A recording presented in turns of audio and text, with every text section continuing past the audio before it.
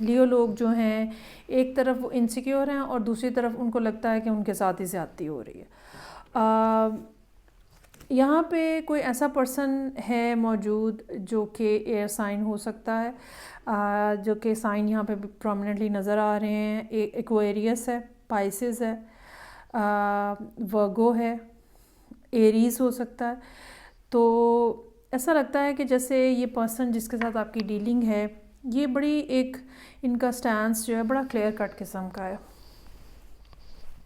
मसलन अगर इनको मोहब्बत है तो इन्होंने क्लियरली कह देना है, ये बात को छुपाने या होल्ड करने या लटकाने के कायल नहीं है। जो बात जैसे है, जिस तरह की है, ये बात कह देने वालों में से हैं। अच्छा, आप on the other hand you are holding some sort of insecurities. 9 of wands भी यहाँ पे मौजूद है और इनसिक्योरिटी का कार्ड भी मौजूद है। तो आप अपनी जगह पे कुछ